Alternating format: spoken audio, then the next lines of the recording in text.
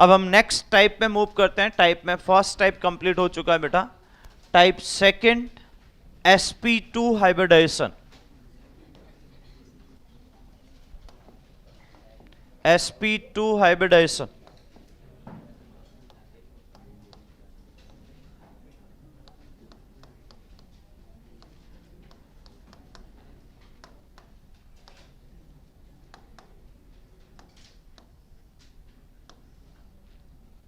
ठीक है, sp2।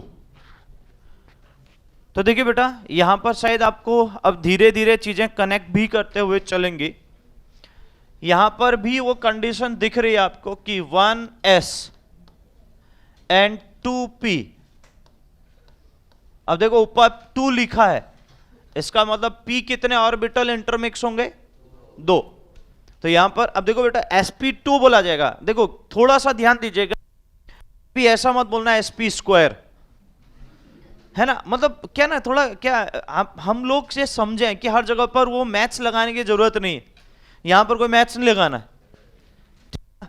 तो sp2 मतलब एक s ऑर्बिटल और 2 p ऑर्बिटल इंटरमिक्स होके sp2 हाइब्रिड ऑर्बिटल बना रहे हैं। Understood everyone? इंटरमिक्सिंग होना जरूरी है कि नहीं है, पहले तो ये बताइए। तभी तो एनर्जी बराबर होगी, इक्वल होगी।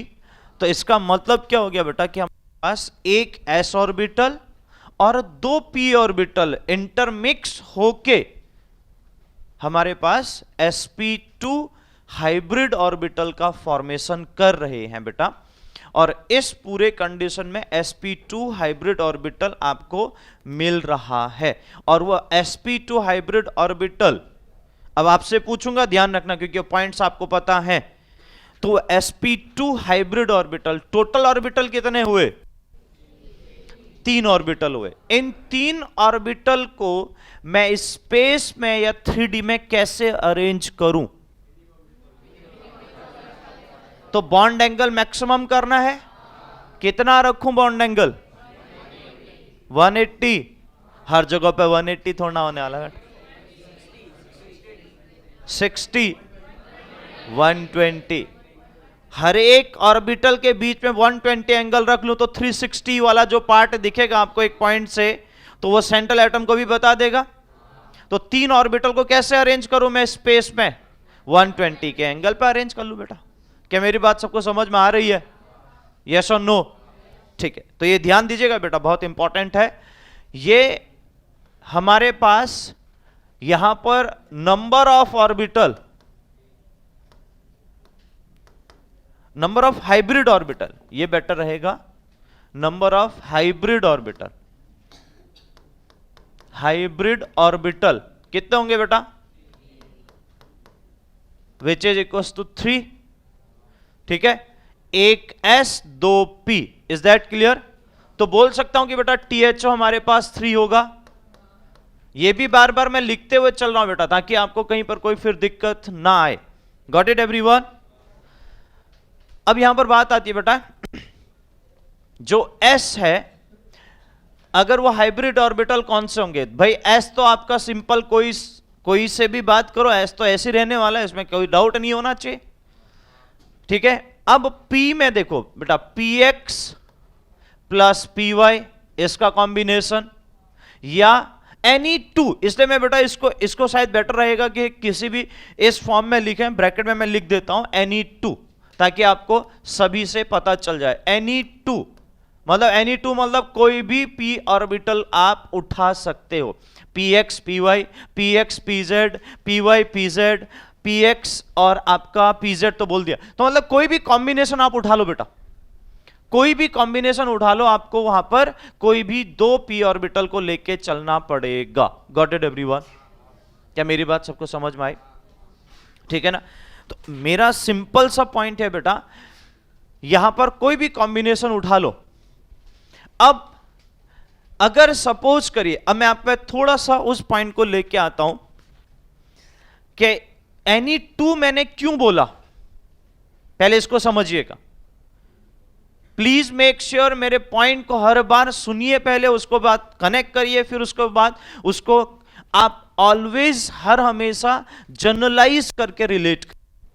अगर आप समझेंगे नहीं तो बेटा फिर क्या होगा कि एक पॉइंट को पकड़ के बैठ जाएंगे। अभी मैंने कहीं आईएनए का नाम नहीं लिया है तो मैंने बोला Ni2, सही है। लेकिन जैसे ही मैं आईएनए का नाम ले लूंगा और आईएनए को फिक्स कर दूंगा तो फिर मुझे वो एक्सेस तो लेना पड़ेगा जो आईएनए में मैंने इंक्लूड किया है, तो वो फिर पी तो लेना पड़ेगा। अगर मैं आपसे जनरल पूछ रहा हूं बेटा तो जनरल में आप यही कहोगे सर आपका आईएनए फिक्स हम नहीं कर रहे हैं तो कोई भी डो ले सकते हैं, यस और नो। समझ पाए ना मेरी बात को। लेकिन अब मैं बात करना चाह रहा हूं बेटा कि अगर आईएनए मेरा फिक्स हो जाए, अगर आईएनए मेरा फिक्स हो जाए तो उसके बेसिस पे जो आईएनए एक्सेस जिसे मैं बोल रहा हूं बेटा वो तो मुझे लेना पड़ेगा। डन, क्योंकि वो हमारा सिग्मा बॉन्ड फॉर्म करता है। अगर वो सिग्मा बॉन्ड फॉर्म कर रहा है तो इसका मतलब ये बात तो सीधी सीधी आ जाएगी बेटा कि भाई मुझे उस पर्टिकुलर एक्सेस के रिगार्डिंग बात करनी पड़ेगी। तो उसके लिए तो मुझे कहना पड़ेगा कि हाँ वो हमारे पास हाइब्रिड ऑर्बिटल का पार्ट बनाएगा। क्या मेरी बात सबको समझ में आ रही है? उसके अलावा बेटा आप कोई भी एक और ले सकते हैं जो आपका सिग्मा बॉन्ड में होगा, चाहे वो फिर px हो py हो, वो तो कोई भी हो सकता है बेटा। Is that clear? क्या मेरी बात सबको समझ में आ रही है? मैं फिर से पूछना चाह रहा हूं। बट आईएनए जब तक फिक्स नहीं है बेटा तो Ni2 लिखो तो वो भी गलत नहीं है, क्योंकि मैंने पहले भी आपको बोल रखा था आईएनए हम फिक्स करेंगे तो अब आपका अगर मैं आईएनए को फिक्स कर रहा हूं जेड एक्सिस मतलब मुझे pz तो लेना ही पड़ेगा। बात समझ में आ रही कि नहीं यार? क्यों? क्योंकि बेटा उस pz से सिग्मा बॉन्ड बनने वाला है। डन। लेकिन अगर मैं आईएनए को फिक्स नहीं करता हूं फिर मैं किसी को भी ले सकता हूं। समझे कि नहीं समझे? फिर मैं किसी को भी ले सकता हूं। तो मेरे लिए अगर मैं किसी को भी ले रहा हूं बेटा तो उसमें से किसी को भी एक आईएनए बना सकते हो। यह बात तो सीधी सीधी है। समझे कि नहीं समझे? भाई अगर आपने बोला Ni2 में कोई भी दो आप ले लो, फिर किसी को भी आप आईएनए बना लो, किसी एक को आप आईएनए बना लो तो वो तो सिग्मा बनाएगा, दूसरा एक और सिग्मा आपको बनाना चाहिए तो वो बनाएगा ऑटोमेटिकली। उस बेसिस पे बेटा आपके पास 3 ऑर्बिटल हो जाएंगे। It is the general condition. लेकिन आईएनए फिक्स कर दिया तो फिर ध्यान रखना बेटा वो ऑर्बिटल या वो पर्टिकुलर आपको p यूज करना पड़ेगा क्योंकि वो सिग्मा बॉन्ड फॉर्म करे। तो क्वेश्चन में क्या ये हम ध्यान रख सकते हैं कि हमें वहां जो कंडीशन दी उसके अकॉर्डिंग हम समझ पाए? जल्दी बताइए बेटा। पक्का एवरीवन? ठीक है, तो आप बेटा ये समझ जाना इसके बेसिस पे। अब मैं यहां पर बात कर रहा हूं बेटा ये ऑर्बिटल जो हमारे पास है हाइब्रिड ऑर्बिटल, एग्जांपल में हम बाद में आएंगे, पहले हम हाइब्रिड ऑर्बिटल का अरेंजमेंट देख रहे हैं। ये हाइब्रिड ऑर्बिटल किस तरीके से अरेंज होंगे बेटा? इस तरीके से अरेंज होंगे ताकि उनके बीच में जो रिपल्सन हो वो मिनिमम हो। तो हमने बात कर लिया वो कैसे अरेंज हो रहे हैं बेटा? 120 डिग्री के बेसिस पे, ठीक है ना। तो इस तरीके से अरेंजमेंट दिखेगा, ठीक है। देखो बेटा फिर से बोल रहा हूं, छोटा ना भी मेंशन करो चलेगा, लेकिन बड़े को ऐसे अरेंज करना कि वो 120 दिखे। तो अब मुझे बताइए बेटा अगर इन पर्टिकुलर शेप पे मैं जाता हूं तो यहां ध्यान दो, ठीक है। इस तरीके से ये पूरा का पूरा आपका हर एक एंगल 120 दिख रहा है कि नहीं दिख रहा बताइए? तो ये क्या हो जाएगा? Bond angle 120 degree. Any doubt? हर एक बॉन्ड एंगल 120 होगा बेटा। हां क्लियर हो रहा है ना सबको? यस और नो? ठीक। और अब मुझे बताइए बेटा अगर ये 120 बॉन्ड एंगल बना तो शेप भी आपको दिख रहा होगा। तो कैसा शेप है? प्लेनर, ट्रायंगुलर प्लेनर शेप है। तो बेटा उस शेप को भी जरूर ध्यान रखिएगा। अब हमें धीरे धीरे उस शेप भी याद होने चाहिए, और जो दिख रहा है उसी के बेस पर शेप लिख रहा हूं, इसलिए आपसे पूछ भी रहा हूं, ठीक है। तो ट्रायंगुलर प्लेनर शेप रहेगा, सही है? अरे समझे? Triangular planar shape, got it everyone? अब हम आ जाते हैं एग्जाम्पल में। डन। अब हम आते हैं एग्जाम्पल में। तो एग्जाम्पल में बेटा पहला एग्जाम्पल आपका है BF3। अब मैं सीधे सीधे इनके बेटा बॉन्ड बनाऊंगा, यहां पर कोई ओवरलैपिंग और, क्योंकि ऑलरेडी हम देख चुके हैं भाई। अब मैं बार बार उस ओवरलैपिंग के पॉइंट पे नहीं जाने वाला हूं, ठीक है। हम ऑलरेडी ओवरलैपिंग पढ़ चुके हैं, अब मैं सीधे सीधे उनके बेस पे, उनके स्ट्रक्चर पे आऊंगा। अब आपको कैलकुलेशन करना आपको आना चाहिए। देखिए बोरॉन के आउटर मोस्ट में कितने इलेक्ट्रॉन, 3 इलेक्ट्रॉन, सही है। 2 s के पास, एक p के पास, एक इलेक्ट्रॉन के गया था, हमको यह पता है, ठीक है। अब वो 3 ऑर्बिटल जो है बेटा, वो सबसे पहले इंटरमिक्सिंग करेंगे, हाइब्रिड ऑर्बिटल बना के ऐसे अरेंज होंगे, शेप बन जाएगा, और उसके बाद बेटा ओवरलैपिंग हो जाएगी, बॉन्ड का फॉर्मेशन हो जाएगा। गॉट इट एवरीवन, समझे। तो स्ट्रक्चर का नेम सेम, अगर ट्रायंगुलर पेनेलर है, ये हाइब्रिड ऑर्बिटल अरेंज जैसे हो, ये भी वही होगा, साथ में बेटा हमारे पास बॉन्ड एंगल भी 120 ही रहेगा। गॉट इट एवरीवन, क्या मेरी बात सबको समझ में आई। एग्जांपल यूज करते हैं बेटा। नेक्स्ट एग्जांपल है बेटा हमारे पास C2H4, C2H4, ठीक है। इसको बोलते हैं बेटा इथीन, ठीक है, इथीन। ये IUPAC नेम है बेटा, जो यहां लिख रहा हूं मैं, आगे जाके पढ़ोगे IUPAC नेम कहकर। तो ये एक पूरा यूनियन है बेटा, जो पूरा सिस्टम बना के बैठा है, कि जिसने एक कंपाउंड के, स्पेशली ऑर्गेनिक कंपाउंड के नेमिंग जब किए हैं, उनके लिए एक सिस्टम बनाया जिन्हें हम IUPAC सिस्टम बोलते हैं। तो वो कंपाउंड का नेमिंग अगर हम यहां पर इथीन बोलते हैं, तो ऑल ओवर वर्ल्ड में उसको इथीन ही बोला जाए। अदरवाइज क्या बेटा, कि बहुत सारे कंपाउंड हैं ऑर्गेनिक में, जिसमें आप उस कंपाउंड को यहां कुछ और नाम से जानते हो बेटा, और दूसरे अदर कंट्री में कुछ और नाम से भी जान सकते हैं। अंडरस्टूड एवरीवन, हाँ कि ना। जैसे एसिटिक एसिड आपने अगर सुना हो, जिसे विनेगर बोलते हैं, यहां पर विनेगर बोला जाता है, एसिटिक एसिड बोला जाता है। लेकिन अगर मैं बोल दूं इथेनोइक एसिड, मतलब वो ऑल ओवर वर्ल्ड में फिर इथेनोइक एसिड मतलब वो ही कंपाउंड होगा। लेकिन विनेगर का मतलब हो सकता है कि बेटा केवल हम यहां पर कहें कि वो विनेगर है, लेकिन जरूर नहीं है कि हर जगह पर उसको विनेगर बोला जाए। Understood everyone. तो इसलिए मैं आपको बोल रहा हूं कि वो थोड़ा सा जो नेमिंग है, ये ऐसा नेम है जो आपका होल पूरा वर्ल्ड में इसी नाम से इस कंपाउंड को जाना जाए। गॉट इट एवरीवन, ठीक है। अब बेटा इसके स्ट्रक्चर पे आते हैं, थोड़ा सा स्ट्रक्चर पे आते हैं। तो एक कार्बन कितने बॉन्ड बनाता है, ये तो सबको पता है। अब एक कार्बन अगर 4 बॉन्ड बना रहे, तो मैं एक कार्बन के साथ 4 हाइड्रोजन को भेज दूं, या 3 हाइड्रोजन को भेजूं, और कार्बन कार्बन बॉन्ड बनाओ, मतलब जस्ट लाइक दिस वन। देखिएगा आप, मैं आपके सामने पॉसिबिलिटी रख रहा हूं, इसलिए आप समझ पाओ, ऐसा बनाओ। तो बेटा इसके साथ 3 हाइड्रोजन, और इसके साथ 1 हाइड्रोजन। तो अब क्या हो जाएगा, ये स्ट्रक्चर सही बनेगा ही नहीं, क्योंकि इसका ऑक्टेट कंप्लीट हो ही नहीं रहा है। तो अब इससे एक चीज समझ में आ रही बेटा, कि हमारे पास फिर एक हाइड्रोजन ऐसा होगा, या एक बॉन्ड ऐसा हो जाएगा जो डबल बॉन्ड में कन्वर्ट होने वाला है। तो कार्बन डबल बॉन्ड कार्बन बनेगा, और फिर साथ में बेटा इन पे 2-2 हाइड्रोजन चिपका दो, ठीक है। अब बताइए बेटा, मैं जिस कार्बन में स्टार कर रहा हूं, उस कार्बन का THO बताइए कितने हैं, यानी 3 THO, मतलब हाइब्रिड ऑर्बिटल भी 3 हो गया। तो हाइब्रिडाइजेशन क्या होगा, पूछ रहा हूं, sp2, समझे। तो हाइब्रिडाइजेशन क्या होगा बेटा, sp2। गॉट इट एवरीवन, समझ गए।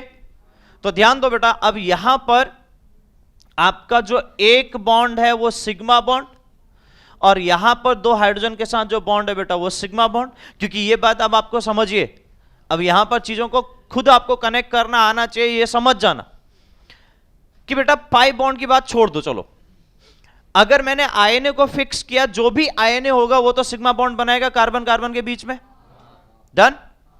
और अब यहां पर एक S होगा कार्बन का, और एक P होगा कार्बन का, और सही है, क्या मेरी बात समझ पा रहे सब। तो एक सिग्मा यहां बन चुका है। अब यहां जो बनेगा बेटा, ऑब्वियस है कि SS ओवरलैपिंग होगी, वो तो सिग्मा ही बनाता है, हाँ कि ना। और SP जो ओवरलैपिंग होगी वो भी सिग्मा बनाता है। तो फिर तो पी कोई सा भी ले सकता हूं ना बेटा, चाहे वो पी एक्स हो, चाहे वो पी वाई हो, चाहे वो पी जेड हो, हाँ कि ना। बस मैं जो आई ने यहां ले लूंगा बेटा, वो मेरा सिग्मा बनाएगा, और मैंने एक पी यहां ले लिया, चाहे वो पी एक्स हो फिर पी वाई हो, अगर आई ने पी जेड मान लिया तो बेटा उसको यहां ले लिया, तो बचे हुए दो कंडीशन में से एक केस यहां ले लिया, तो बचा हुआ ये जो यहां होगा वो पाई बॉन्ड बनाएगा। बताइए जल्दी से, क्लियर एवरीवन? समझ पा रहे ना बेटा मेरी बात? पक्का? ये सबके बाउंस जा रहा है, आ रहा है ना समझ में? हाँ कि ना? क्योंकि लोगों को हाँ कहने में भी दुख होता है बेटा, कि हाँ कह देंगे फंस जाएंगे, बाद में हमें ही नहीं आएगा, है ना?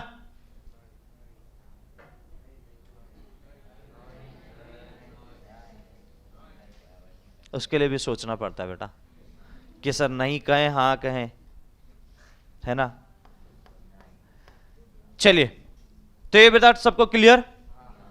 अब बेटा ध्यान दो, sp2 में एग्जाम्पल बहुत सारे हैं, मैं फिर से आपको बोल रहा हूं, आपको समझ में किस तरीके से आएगा उसके लिए आपको सीधा सीधा कहां से जाना है ये ध्यान रखो। आपको करना क्या है बेटा, सबसे सिंपलेस्ट पोर्शन कि आपको उस सेंट्रल एटम को देखना है, और वो सेंट्रल एटम कितने सिग्मा बॉन्ड बना के बैठा है और कितने लोन पेयर लेके बैठा है। अब कार्बन होगा 4 बॉन्ड बना लेगा, कोई भी लोन पेयर नहीं होगा। बोरॉन था देखो बेटा 3 बॉन्ड बनाने के बाद उसके पास भी कोई लोन पेयर नहीं होगा। तो ऐसे एग्जाम्पल आपको मिल पाएंगे उस बेसिस पे जहां पर आपको इजिली आप रिलेट कर सकते हो। और आपको काउंट क्या करना है, sigma bond plus lone pair, ये टीएचओ बताएगा। और टीएचओ का मतलब क्या है, टोटल हाइब्रिड ऑर्बिटल, मतलब आपको हाइब्रिड ऑर्बिटल मिल जाएंगे, उसके अकॉर्डिंग आप हाइब्रिडाइजेशन बता सकते हो। Understood everyone? चलिए, तो ये sp2 समझ में आ गया। अब मूव करते हैं बेटा sp3 में। अब थोड़ा सा इस स्ट्रक्चर पे मैं जब आया हूं तो थोड़ा सा इसके शेप को आपको एक्सप्लेन करने की कोशिश करता हूं, थोड़ा सा इसको समझिए, फिर मैं sp3 में जाऊंगा। जस्ट पहले इसके शेप को थोड़ा सा एक्सप्लेन कर लेता हूं, क्योंकि आया है बेटा तो आगे जाके आपको इसकी जरूरत बहुत ज्यादा पड़ेगी। इसे यहां पर ये आया है तो मैं इसके शेप को थोड़ा सा एक्सप्लेन, जो बना है यहां पर। अब देखो बॉन्ड एंगल तो देखो ट्रायंगुलर, यहां sp2 बन रहा है तो 120 ही बनेगा, लेकिन इसके स्ट्रक्चर को ओवरलैपिंग से थोड़ा सा आपको दिखाना चाहता हूं। देखिएगा भाई, कार्बन के साथ, क्योंकि अब मैं बात कर रहा हूं हाइब्रिडाइजेशन हो रहा है, तो ऑर्बिटल किस तरीके से होंगे अब आपको पता होना चाहिए। वो एक्चुअल देखो, जो पहले हाइब्रिड ऑर्बिटल अरेंज करते हैं, 3 हाइब्रिड ऑर्बिटल होंगे, हाँ कि ना? ये 3 हाइब्रिड ऑर्बिटल हो गए। ऐसे दूसरे कार्बन के लिए भी जाएंगे।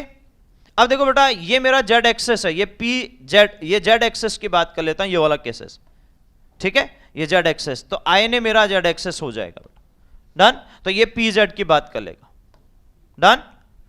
अरे समझे? इसी तरीके से बेटा ये भी आएगा, ये भी पी जेड होगा, डन। बाकी 2 ऑर्बिटल हमारे पास, अभी मैं अब कौन से ऑर्बिटल की बात कर रहा हूं बेटा, हाइब्रिड ऑर्बिटल। किसकी बात कर रहा हूं? हाइब्रिड ऑर्बिटल की। क्या इतनी बात सबको समझ में आ रही है? ठीक है। अब ध्यान दो बेटा, इस पर्टिकुलर कंडीशन में आपको पता चला कि यहां से हमारा सिग्मा बॉन्ड जो है बेटा वो फॉर्म हो गया कार्बन कार्बन के बीच में, और यहां जो बनने वाले हैं बेटा वो हाइड्रोजन के साथ, वो तो सिग्मा बॉन्ड ही बनाएगा, यस और नो? अब मैं फिक्स कर दे रहा हूं बेटा, चलिए ध्यान दो, ये पी वाई मैंने यहां ले लिया, समझना मेरी बात को बेटा बहुत अच्छे से, नहीं तो क्या होगा आगे जाके फिर आपके लिए वो दिक्कत होगी। ये पी वाई यहां ले लिया, ये हाइड्रोजन एक, ये दूसरा हाइड्रोजन है, ठीक है। तो यहां हेड ऑन ओवरलैपिंग हो रही है, इसका मतलब क्या होगा बेटा, सिग्मा बॉन्ड ही बनेगा। सेम इसी तरीके से मैं यहां पर भी ओवरलैपिंग करवाऊंगा तो यहां पर भी सिग्मा बॉन्ड ही फॉर्म होगा। बताइए, तो हाइड्रोजन तो हमारे पास अरेंज हो गए बेटा, डन। समझ पाए ना बेटा सब लोग? पक्का? और मैंने बोला ये S है, उस कार्बन के लिए S ऑर्बिटल की बात कर रहा है, PZ इधर चले गया, PY इधर आ गया, इसको मैं फिर से PY लिख रहा हूं। अब देखो बेटा सबसे अच्छी बात, अगर गलती से आपने इसको PX लिख दिया सब कुछ बर्बाद हो जाएगा। मैं इसलिए आपको फिर से कह रहा हूं, समझने की कोशिश करना। आपने PX PY लिखा तो ठीक है, तो अब आपने यहां पर PX लिख दिया, सब कुछ बर्बाद हो जाएगा। क्यों? क्योंकि इसका P x बचेगा और यहां आपने px लिख दिया तो यहां py बचेगा, जो एक दूसरे के परपेंडिकुलर होंगे ऐसे। तो क्या वो ओवरलैप कर पाएंगे? फिर तो कैसे ओवरलैपिंग होगी बेटा? जीरो ओवरलैपिंग, हाँ के ना? तो फिर वो पाई बॉन्ड बन ही नहीं सकता है। याद आया आप केस? याद आया? तो इसलिए क्या होगा, ये ध्यान देना जरूरी, यहां जो लिख रहे हो यहां पर भी वही केसेस बनेगा। अगर आपने py लिखा तो py, px लिखा तो px, डन। तब जाके बेटा यहां पर जो ऑर्बिटल आएगा वो ओवरलैप करेगा तो पाई बॉन्ड बनाएगा, डन। अब मैं वो भी दिखा रहा हूं आपको, ध्यान दीजिए।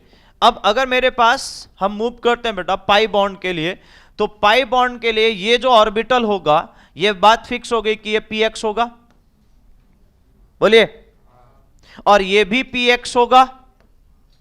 अरे जल्दी बोलो। तो अब बेटा ध्यान दो, जैसे जैसे ये बॉन्ड बनेगा सिग्मा बॉन्ड, फिर ये बॉन्ड में ओवरलैपिंग होगी, तो ऑब्वियस है कि बेटा ये कौन सा बॉन्ड बनाएगा? आपका पाई बॉन्ड बनाएगा। अब मुझे बताओ, ये आईएनए है कि नहीं है? आईएनए के ऊपर आधा लोब ओवरलैप हो रहा है, आधा नीचे हो रहा है। तो उस बॉन्ड को उस दिन जब दिखाया था, याद आ रहा है आप कुछ? इस तरीके से ओवरलैप होकर ऐसा बना दिया, नीचे वाले पार्ट ने भी ओवरलैप होकर ऐसा बना दिया। Got it everyone? तो इस तरीके से ओवरलैप होकर यह आपका कंडीशन बनते हुए दिखता है। Got it everyone? क्या मेरी बात सबको समझ में आ रही है? तो ये जो कंडीशन दिख रही बेटा, वो इसी तरीके से इस बेसिस पे बनती है। अब बताइए बेटा, इस यहां पर किसी को कोई डाउट? जी हाँ जी,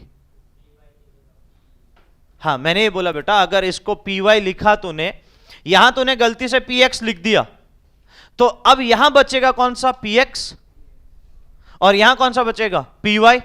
तो वो px अगर ऐसे है तो py कैसे होगा बेटा? ऐसे। तो फिर तो ओवरलैपिंग क्या होगी बेटा? जीरो।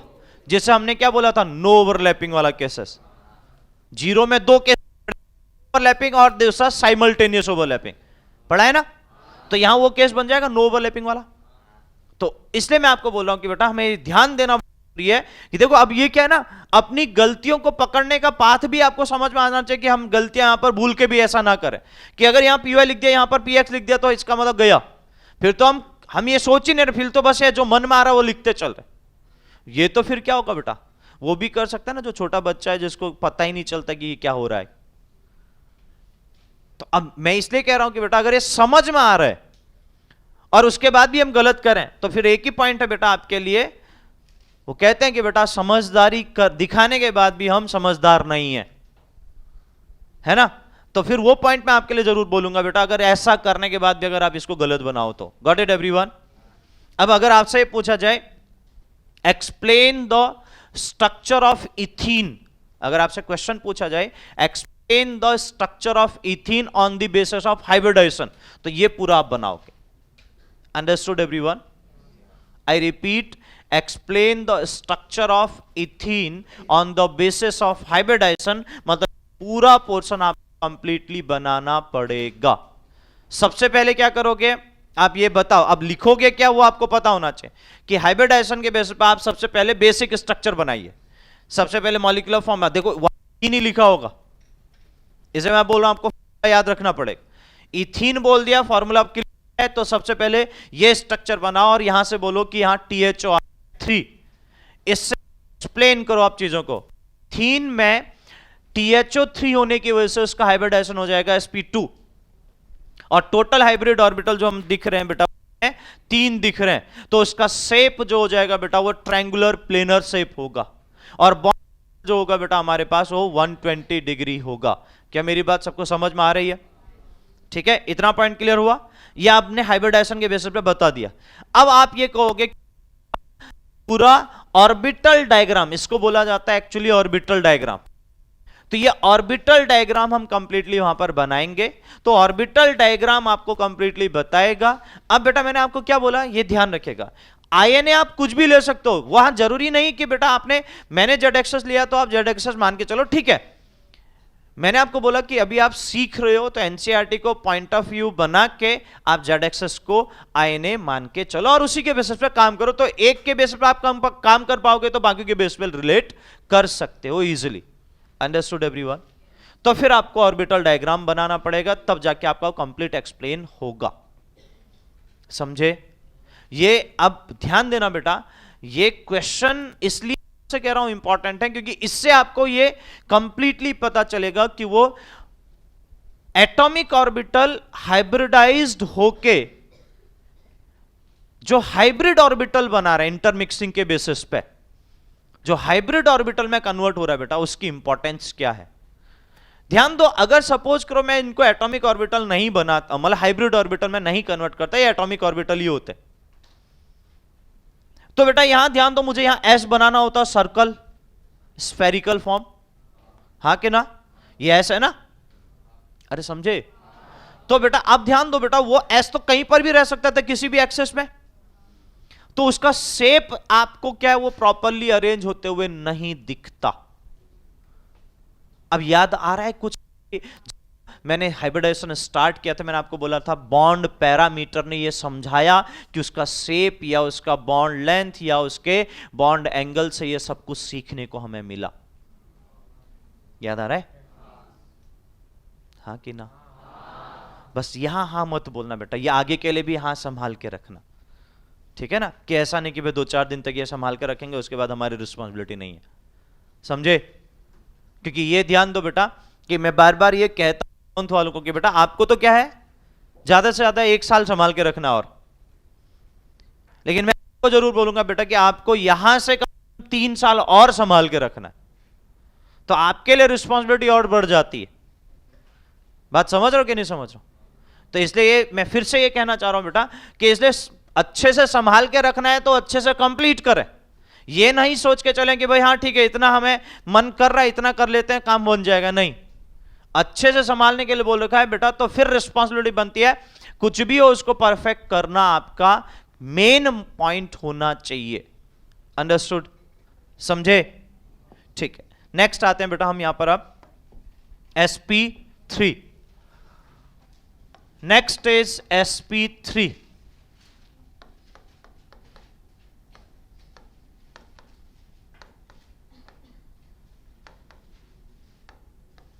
sp3 hybridization. देखो मैं इतना कह सकता हूं बेटा, जो अच्छे से अगर यहां पर कहते हैं ना कि भाई बहुत अच्छे से सीख रहा है इन चीजों को ना, इतना आपको श्योरली बोल सकता हूं कि आप विद इन 10 सेकेंड हर एक कंपाउंड का हाइब्रिडाइजेशन आप निकाल सकते हो बाद में, जब ये पर्टिकुलर हर एक टाइप को बहुत अच्छे से सीख जाओ तो। Within 10 second maximum timing है, not a minimum timing, maximum, अगर आप चीजों को परफेक्ट करें। अब उसके लिए क्या क्या परफेक्ट होना चाहिए, स्टार्ट करता हूं वहीं से, कोवेलेंसी, ठीक है, कोवेलेंसी वो परफेक्ट होना चाहिए। उसके लिए परफेक्ट होना चाहिए कि आप वैलेंस इलेक्ट्रॉन आपको पता है कि नहीं है। अब अपन यही देखने में रहे कि यहां आता है इसके वैलेंस इलेक्ट्रॉन कितने होंगे बेटा, उसमें आपने 10 सेकंड लगा दे, फिर बात खत्म ना, फिर तो बात खत्म। तो अपने को सबसे पहले वो पीरियोडिक टेबल वाला पार्ट अगर अपने को अभी भी क्लियर नहीं है तो मैं कहूंगा बेटा वो पार्ट पीरियोडिक टेबल का है। अगर नहीं क्लियर है इसका मतलब अभी तक आप वहां फंसे हो, और फिर आप ये एक्सपेक्ट करोगे कि हाँ 10 सेकंड में आ जाएगा, पॉसिबल नहीं, क्योंकि वैलेंसी वगैरह सब हमने वहीं पर डिस्कशन किया था, वैलेंस इलेक्ट्रॉन वगैरह सब हमने वहां पर बात करी थी, यस और नो?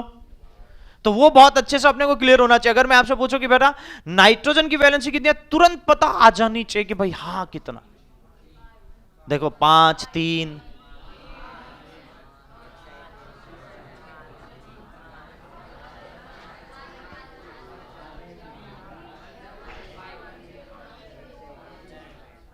बढ़िया, बहुत अच्छे, बहुत अच्छे, ठीक है ना, कोई 2 3 कोई 5 कोई 8, है ना, वो वैलेंस इलेक्ट्रॉन है, ध्यान दो, नॉट अ वैलेंसी। मैंने वहां पर भी ये समझाया था कि वैलेंस इलेक्ट्रॉन अलग है, वैलेंसी अलग होता है। जितने बॉन्ड बनाएगा वो उसके बेसिस पे वैलेंसी कहलाएगी। समझे कि नहीं समझे? वैलेंस इलेक्ट्रॉन कितने हैं ये आपसे पूछ रहा हूं तो आप बोलो 5 हैं। क्यों? क्योंकि बेटा वो वैलेंस इलेक्ट्रॉन ही या आउटर मोस्ट शेल इलेक्ट्रॉन ही जो है बेटा वो आपके बॉन्डिंग में या आपके जितने भी उसमें एक्सचेंज या डोनेट कर रहा है, गेन कर रहा है, जो भी कर रहा है वो उनमें चेंजेज आ रहे हैं। उन 5 इलेक्ट्रॉन में ही चेंजेस होंगे, कभी भी 1s2 वाले में चेंजेस होने वाला नहीं है, उन्हीं फर्स्ट सेल में चेंज होने वाला नहीं है। और रही बात बेटा वैलेंस इलेक्ट्रॉन के बाद अगर मैं वैलेंसी की बात करूं तो वैलेंसी का मतलब बेटा कोवैलेंसी, जो आपको समझा है, नाम है यार, देखो अच्छे से पढ़ो ना, कोवैलेंसी। लिखो है कि नहीं लिखो है पहले बताओ। इसका मीनिंग भी क्या है बेटा कि कितने बॉन्ड बना रहा है, यही तो मीनिंग था, कितने कोवैलेंट बॉन्ड बना रहा है। तो क्या कहना चाह रहा हूं कि कोवैलेंसी या वैलेंसी क्या आप कैसे रिलेट करोगे, जितने बॉन्ड बनाने में वो इलेक्ट्रॉन पार्टिसिपेट हो रहे, that is known as valency. और अगर वो कोवैलेंट बॉन्ड बना रहा है तो उसको हम क्या बोल रहे हैं, कोवैलेंसी। बस खत्म। समझे कि नहीं समझे? तो ऐसा नहीं कि ना बेटा देखो, ये मैं आपको बार बार कह रहा हूं कि आप कुछ, क्योंकि यहां से चीजें बहुत ज्यादा चेंज हो जाती हैं कि आपने उनको कितना अच्छे तरीके से संभाल के रखा है। तो पहला पॉइंट कि बेटा ये अच्छे से क्लियर हो। दूसरा पॉइंट मैं फिर से आपको बोल दूं कि आप जैसे ही ये कंप्लीट कंडीशन में आए तो आपको ये पता होना चाहिए कि उसके आउटर मोस्ट में जितने इलेक्ट्रॉन है उसमें से अब आपको स्ट्रक्चर प्रॉपरली बनाना आना चाहिए, बेसिक। अगर आप ध्यान दो बेटा, हमने इससे पहले BF3 का स्ट्रक्चर बनाया था तो वो भी ऐसा ही था जैसा यहां बनाया। अगर आप समझ पा रहे हो, चाहे BH3 लिया हो, BF3 लिया हो, कोई भी लो, वैसा ही स्ट्रक्चर बना। बस हमने चेंज किया बेटा, हाइब्रिड ऑर्बिटल के बेसिस पे चीजों को किया। समझ पाए मेरी बात को? तो पॉइंट यह है बेटा कि आपको यह ध्यान रखना भी जरूरी है कि बेटा स्ट्रक्चर में जो भी सिचुएशन है, बेसिक तो आपका सेम रहने वाला है। वहां चेंज क्या होगा बेटा, बॉन्ड एंगल चेंज होगा। वहां चेंज क्या होगा बेटा, बॉन्ड लेंथ चेंज होगी, ठीक है। वहां स्ट्रक्चर का शेप चेंज हो सकता है, लेकिन आपके बॉन्ड तो उतने ही बनेंगे जितना आपके VBT में उसने बात कर ली है, जितना हमने कोवैलेंसी में बात कर ली है। बोलो हाँ के ना? समझ पा रहे हैं ना? या जबरदस्ती कहां हो रहा है सर, जबरदस्ती कहां हो रहा है ना? जितने कोवैलेंसी होगी बेटा बॉन्ड तो उतने ही बनेंगे, जितने बॉन्ड हम पहले बना चुके हैं उन स्ट्रक्चर के लिए उतने ही बनेंगे।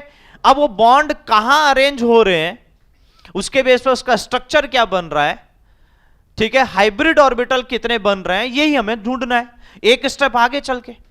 Understood everyone? समझे कि नहीं समझे? तो कहने का मतलब यह बेटा कि आपको यह ध्यान रखना, ये चीजों को क्लियर करना सबसे पहली प्रायोरिटी होगी।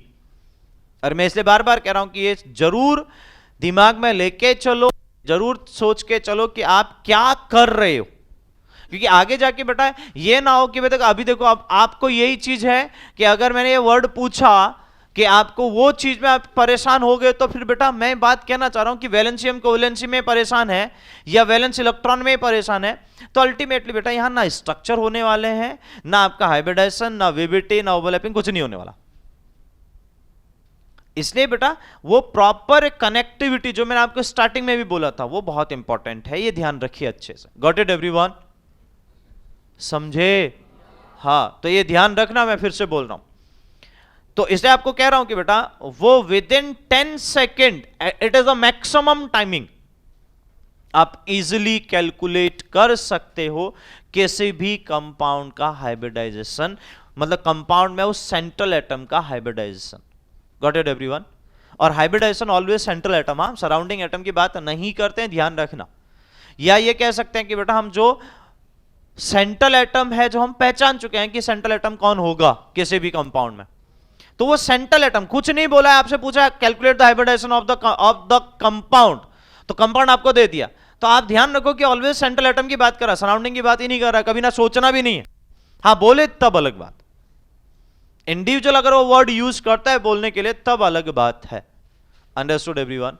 अदरवाइज कभी नहीं सोचोगे, क्योंकि क्या है ना, दिमाग में आपके ख्यालात उठे क्वेश्चन, इससे पहले मैं आपको बोल दूं, क्योंकि मैंने स्टार्टिंग में ये बोला भी था कि हाइब्रिडाइजेशन केवल सेंट्रल एटम की बात करेगा, जब तक हमें बोलता नहीं है कि सराउंडिंग एटम को भी हमें कैलकुलेट करना है, हम केवल सेंट्रल एटम को लेके चलेंगे। Got it everyone? ठीक है, तो बेटा हमारे पास नेक्स्ट टाइप आता है sp3। अब बताइए बेटा sp3 में 1s और p कितने 3p हो जाएंगे बेटा। अब जैसे 3p बोला तो यहां तो सब आ जाएंगे, ठीक है ना। क्या क्या आ जाएंगे बेटा हमारे पास, यहां अगर आप देखो बेटा s plus p x plus p y plus p z है ना, समझ गए कि नहीं समझे बेटा। यानी तीनों p ऑर्बिटल भी आने चाहिए, प्लस s तो रहेगा ही रहेगा। Got it everyone. अब उसके बेसिस पे बोल सकता हूं कि THO कितना होगा, कितना होगा, एक ये है 3 ये है बेटा, तो 4 हो जाएगा। तो 4 आपके हाइब्रिड ऑर्बिटल आने चाहिए। जहां पर 4 हाइब्रिड ऑर्बिटल आपको दिखेगा तो समझ जाना वहां हाइब्रिडाइजेशन क्या होगा, sp3 होगा। आपको THO जहां पर 4 दिखे तो हाइब्रिडाइजेशन sp3 हो जाएगा। गॉट इट एवरीवन, ठीक है। ध्यान दीजिए बेटा, आप यहां पर अगर हम सीधे सीधे इसको अरेंज करें, अब मेरे पास कितने ऑर्बिटल है हाइब्रिड, पहले तो ये सोचो 4। अब मुझे बताइए बेटा वो 4 ऑर्बिटल हाइब्रिड ऑर्बिटल को मैं कैसे अरेंज करूं कि उनके बीच में एंगल जो है बेटा वो मैक्सिमम हो और रिपल्सन मिनिमम हो। कितने 90 डिग्री पे, बढ़िया बेटा। अब 90 डिग्री पे अरेंज कर लेते हैं, लो पेन देना और देख, ये भी मैं कर लेता हूं है ना, बढ़िया। पेन देना कहा, उस भाई ने पेन दे दिया, ठीक है। तो बेटा आप कैसे अरेंज करोगे 90 डिग्री पे, जो अरेंजमेंट गलत है, बिकॉज हमें ध्यान रखना है फिर से एक चीज का कि इतना आपने खुद बोला कि उनके बीच में बॉन्ड एंगल क्या होना चाहिए, मैक्सिमम। अगर बॉन्ड एंगल जितना मैं ज्यादा करूंगा तो रिपल्सन मिनिमम होगा, और रिपल्सन मिनिमम होगा तो बेटा स्टेबिलिटी क्या होगी, मैक्सिमम। अगर मैं ये करूं बेटा तो उसको जो आपने बोला कि 90 डिग्री, 90 डिग्री का मतलब क्या, वो स्ट्रक्चर प्लेन में एग्जिस्ट करेगा, हाँ कि ना, मतलब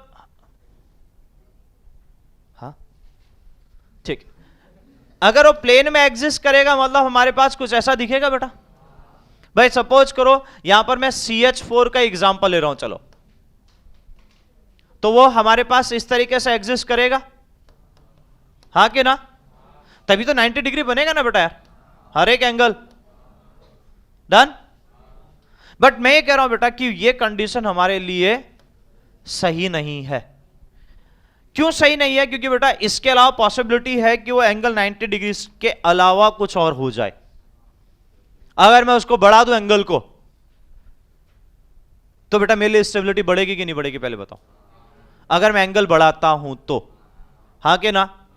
अब ये स्ट्रक्चर आपको कुछ दिख रहा होगा, दिख रहा है, दिख रहा है ना, 4 बॉन्ड यहां भी अरेंज है, बट ये स्ट्रक्चर वो जो एंगल है क्या 90 डिग्री को दिख पा रहा है आपको, पहले तो ये सोचो, अच्छे से ध्यान दो। और मुझे लगता है कि सभी साइड से अगर आप देख पाओगे सेम ही दिखेगा, कहीं से भी उठा के देख लो, कहीं से भी। ये भले ही यहां पर प्रॉपरली आपको नहीं दिखेगा बट कहीं से भी उठाओ सेम ही दिखेगा, सही है। पहले इतना समझ पा रहे हो, बताओ हाँ कि ना। तो मैं अगर इन हाइब्रिड ऑर्बिटल को ऐसे अरेंज करूं, इन हाइब्रिड ऑर्बिटल को ऐसे अरेंज करूं तो इनके बीच में वो एंगल 90 से ज्यादा होगा कि नहीं होगा, पहले तो ये समझो। कितना होगा बात की बात है बेटा, वो मेजरमेंट है, वो तो मैं बताऊंगा आपको। हम कोई मेजर नहीं लेके यहां पर बेटा स्केल वगैरह लेके बैठे नहीं है कि हम मेजर करेंगे, वो तो मेजर करके बताए, अपने को याद रखना, ये बात सीधी सीधी है। कितना होगा ये है, लेकिन इतना तो समझ में आ रहा है कि ग्रेटर देन 90 है, पक्का पक्का, या नहीं समझ में आ रहा है, आ रहा है ना। अब बेटा अगर वो ग्रेटर देन 90 है तो ऑब्वियस है कि बेटा फिर मेरे हिसाब से वो इस फॉर्म में अच्छे से रहना चाहेगा कि प्लेन में जो मैंने अभी आपको दिखाया था, इस फॉर्म में ना, हाँ कि ना, समझ पाए। तो ये एंगल अगर आप देख रहे हो ग्रेटर देन 90 है, ये एंगल भी उसी तरीके से ग्रेटर देन 90, मतलब ये थोड़ा सा ऐसे इस तरीके से नीचे, हाँ मैं बस वो आपको दिखा रहा हूं कि बेटा आपको प्रॉपर्ली दिखे। ऐसे ये एंगल भी आपका ग्रेटर देन 90, सही है। अब पॉइंट ये आता बेटा, समझने की कोशिश करें, मैंने आपको बोला हर एक डायरेक्शन से देखोगे आपको उसी तरीके से सेम दिखेगा। किसी भी डायरेक्शन से चले जाओ बेटा, आप किसी 3 पॉइंट से ऑब्जर्व करो, स्ट्रक्चर सेम दिखेगा, कुछ दिक्कत हो रही है? ठीक है, तो अब ध्यान दो बेटा, अगर ये समझ में आया तो इतना करेक्ट हुआ, तो मैं उन 4 हाइब्रिड ऑर्बिटल को ऐसे अरेंज करूं, कोई दिक्कत है पहले तो ये बताइए। तो पहला पॉइंट हमारा यही है बेटा कि हम इन हाइब्रिड ऑर्बिटल को इसी तरीके से अरेंज करेंगे, तो वो ऑर्बिटल इस प्लेन में कुछ इस तरीके से दिखेगा। अब मैं वो छोटे लोब नहीं दिखा रहा हूं, मैंने आपको पहले बोला उसकी जरूरत मुझे नहीं है, ठीक है?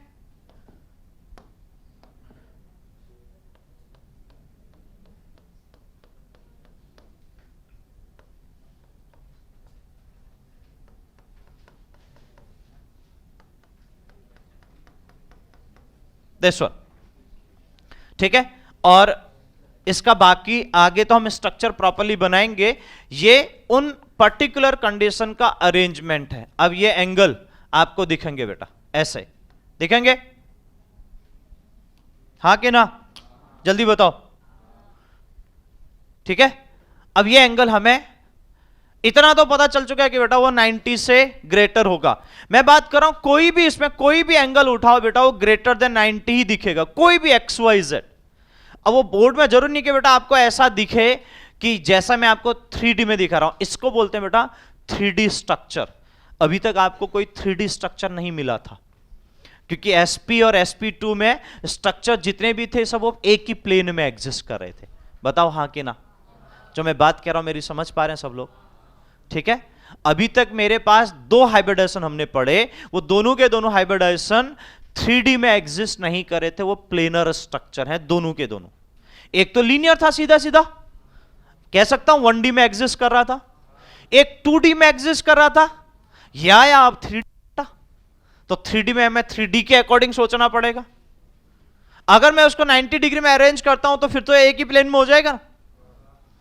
लेकिन मैंने क्या बोला कि स्ट्रक्चर या हाइब्रिड ऑर्बिटल ऐसे अरेंज करने हैं जिनसे उनके बीच में रिपल्सन मिनिमम हो तो स्टेबिलिटी मैक्सिमम होगी। तो मैं क्या करूंगा बेटा, बॉन्ड एंगल को मैक्सिमम करते हुए चलूंगा, समझे?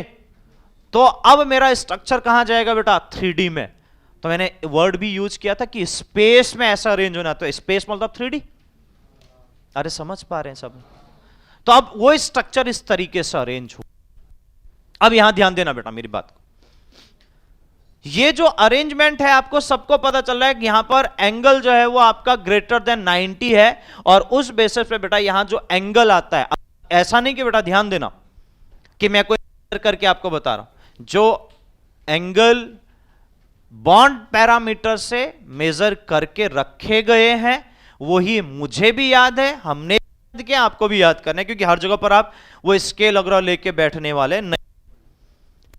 तो उस बेसिस पे बेटा ये जो एंगल होता है बॉन्ड एंगल, ये होता है बेटा 109 degree 28 minute. I repeat 109 degree 28 minute, समझे? और साथ में बेटा इस स्ट्रक्चर का नेम भी आपके सामने लिख देता हूं, इसको बोलते हैं बेटा टेट्राहेड्रल। क्या बोलते हैं? टेट्राहेड्रल।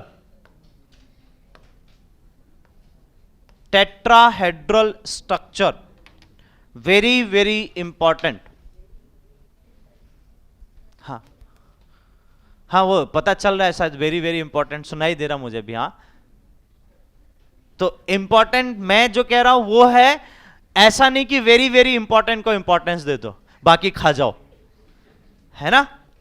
ओके, अब ध्यान दो बेटा, पॉइंट ये है, ये जो हमारे पास बॉन्ड एंगल है ये 109 डिग्री 28 मिनट, सही है? सेम ये भी 109 degree, all angles are of 109 degree 28 minute. Done?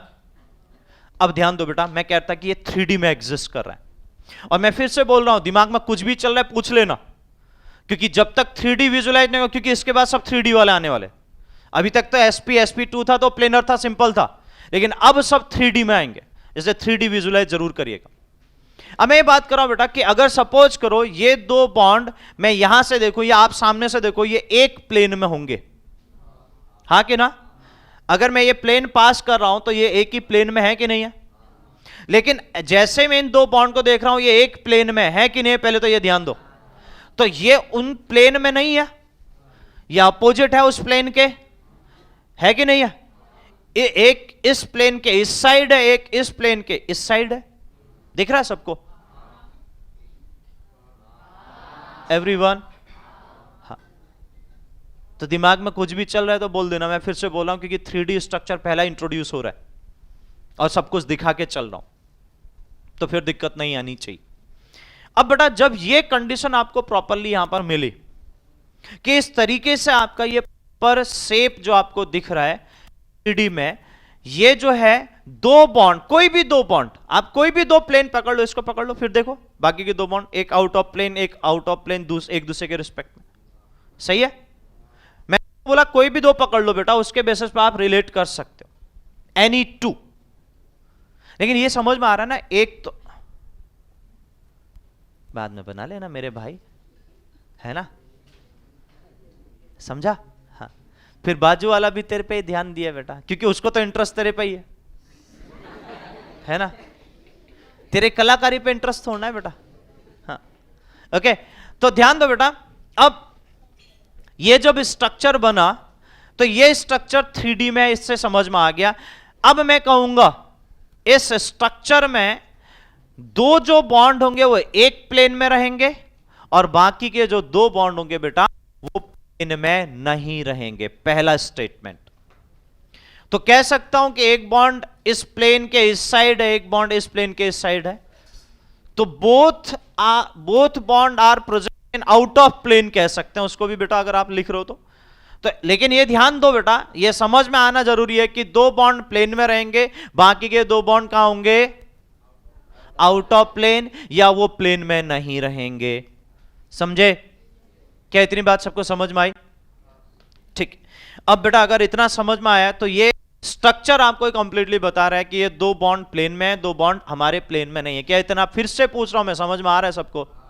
ठीक है। अब बेटा यहां से ध्यान देना कि इस पूरे स्ट्रक्चर में हम इन दो बॉन्ड को अलग अलग तरीके से बताते हैं। एक को कह देते हैं, सपोज ये प्लेन है, ये प्लेन का आपके लिए फ्रंट दिख रहा है, अगर ये प्लेन पास किया है, फ्रंट दिख रहा है ना आपके सामने को, तो आपके साइड को फ्रंट दिख रहा है, तो ये प्लेन के इस साइड है, हाँ कि ना? ये जो बॉन्ड होगा प्लेन के बाहर के साइड होगा ना, तो अगर इस प्लेन के इस साइड है तो आपको उसको कह देते हैं बेटा हम अबव द प्लेन, मतलब हमारी साइड को आ रहा है, तो अबव द प्लेन। ठीक है? उस प्लेन के ऊपर, यानी अबव द प्लेन का मतलब क्या है? उस प्लेन के ऊपर। ऐसे रखोगे प्लेन के ऊपर ही बोला जाएगा ना बेटा। अगर आपने यहां से प्लेन पास करवाया, ये प्लेन के ऊपर ही जा रहा ना, तो ये बॉन्ड क्या हो जाएगा? Above the plane. और ये कहां जा रहा है? नीचे, तो इसको क्या बोलेंगे? Below the plane. क्या बोलेंगे? Below the plane. क्या मेरी बात सबको समझ में आ रही है? यस और नो? जी। ये प्लेन है, अगर ये प्लेन पास कर रहा हूं तो ये प्लेन होगा, ये प्लेन के ऊपर ही जाएगा ये बॉन्ड, तो इसको क्या बोल रहे हैं? Above the plane. और इसको क्या बोल रहे हैं उसके रिस्पेक्ट में? Below the plane. समझे? मैं लिख रहा हूं बेटा, आप पहले समझो, मैं सब यहां लिखूंगा वो चीज को, आप पहले समझिए। हाँ, वो पॉइंट जरूर लिख लेना बेटा कि दो बॉन्ड प्लेन में है तो दो bond out of the plane present होंगे। Is that clear? अब एक क्वेश्चन आपसे पूछता हूं, इतना समझ में आया? अगर समझ में आया तो जो क्वेश्चन पूछ रहा हूं उसका आंसर सही मिलना चाहिए। अगर इतना समझ में आया है तो फिर से पूछ रहा हूं, इसमें यहां तक किसी को कोई दिक्कत है तो बोल सकते हो। डन? कोई दिक्कत? तो अब मुझे बताओ बेटा, ये स्ट्रक्चर सामने है और मैंने आपको बोला अगर मेरे सभी पॉइंट क्लियर हो चुके हैं तो जो क्वेश्चन पूछूंगा उसका आंसर परफेक्ट मिलना चाहिए कि यहां पर 109 डिग्री 28 मिनट वाले जो बॉन्ड एंगल होंगे वो कितने होंगे? जो क्वेश्चन है मेरे समझ में आ गया? मैं रिपीट कर रहा हूं, बॉन्ड एंगल 109 डिग्री 28 मिनट वाले कितने बॉन्ड एंगल होंगे?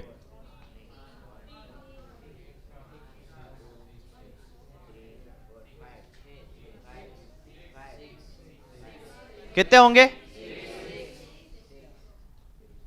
काउंट करना बेटा यार, मैं यही तो कह रहा हूं, इससे ये समझ में आएगा कि आपको पहले कोई भी चीज समझ में नहीं है, फिर ध्यान रखना मैं यही समझ पाऊंगा इससे तो कंप्लीट।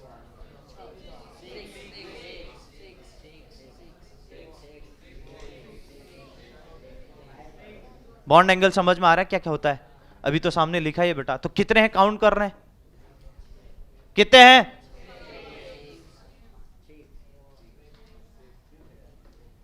कितने हैं? कितने लोग हैं बेटा 6 वाले? पहले तो उनसे निपट लेते हैं, फिर निपटाऊंगा मैं जो आंसर मेरा सही है। 6 वाले कितने हैं? अच्छे से हाथ खड़ा करना बेटा, नहीं तो जो फिर जो छूट जाएगा वो छूट जाएगा। मतलब एक, हाँ खड़े रखना। इधर एक नहीं है, बाकी सब है। ओके, उधर सब, उधर 2 नहीं है, इधर सब है, इधर एक भाई साहब नहीं है। हाथ अच्छे से खड़े कर लिया करो यार। प्रॉब्लम है क्या हाथ में? प्रॉब्लम है? हाँ तो हाथ अच्छे से खड़े करना यार बेटा। कहाँ है? इधर ऐसा आशीर्वाद देगा क्या? हाँ ठीक है। इधर भाई 2 3 लोग हैं, ठीक है। ओके, इधर 3, 1। ओ क्या मुद्दा है? नहीं है ना? 6 नहीं है ना? ओके ठीक है, डन। या पीछे 6 ही थे ना लास्ट? हाँ ठीक। तो बेटा आंसर है 6, ठीक है। अब सबसे पहले अगर आप देख रहे हो बेटा, तो आपके सामने कंडीशन बता दे रहा हूं। 1, ठीक है। मैं गिनवा लूं, जिनको नहीं आया उनको बताना है बेटा, बाकी जिनको आया वो शांति से बैठो। 1, ठीक है, 2, ठीक है, 3, 4, 5, 6, डन। हाँ जी, सब बनेंगे।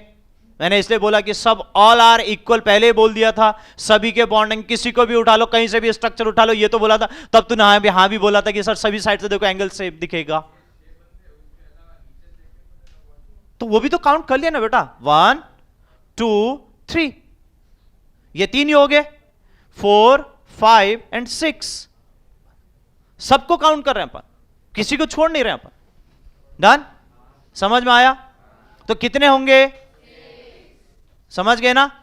तो ये ध्यान देना जरूरी है बेटा। देखो ये आपके नीट में क्वेश्चन पूछा गया, डिट्टो जो मैं आपको बोल रहा हूं, ये सेम टू सेम क्वेश्चन उठा के रखा था। इसे मैं आपको ये कह रहा हूं कि बेटा पहले हम उस बेसिक चीजों को बहुत अच्छे से समझ जाएं ताकि हमें क्लियर हो। अब मुझे बताइए बेटा, इस स्ट्रक्चर में किसी को कोई क्वेरी है? आई थिंक मैंने बाकी सब चीजें इसमें कवर अप कर ली है। Got it everyone? अब मैं उन पॉइंट पर आ रहा हूं बेटा, जितने मैंने बात कही थी उनको मैं फटाफट यहां पर आपको एग्जांपल के बेसिस पर अरेंज करूं।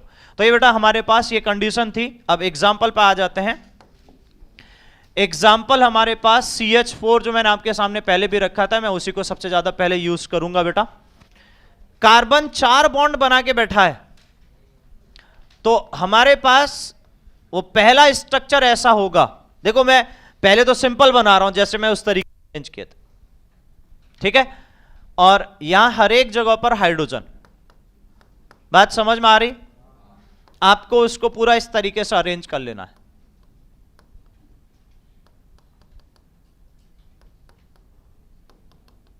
और हर एक एंगल कितना होगा बेटा? 109 डिग्री 28 मिनट। और शेप मैं ऑलरेडी आपको बता चुका हूं। डन। अब मैं बात कर रहा हूं बेटा, इसको मैं अब वो 3D में दिखा रहा हूं जो एक्चुअली मैंने आपको below the plane above the plane की बात करी थी। तो देखिए बेटा, आप यहां पर प्रॉपरली ऑब्जर्व करिएगा। ये 2 बॉन्ड, एक बॉन्ड हमारे पास हमारा इस तरीके से दिखेगा और दूसरा बॉन्ड हमारे पास इस तरीके से दिखेगा। तो मैं मेंशन कर रहा हूं उन सभी बॉन्ड को, ध्यान रखिएगा। ऐसा नहीं कि मैं छोड़ रहा हूं, जो आपको बोला था उसी के बेसिस पे।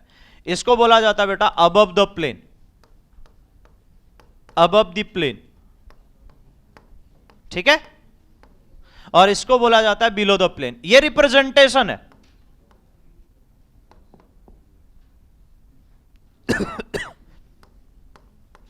Below the plane,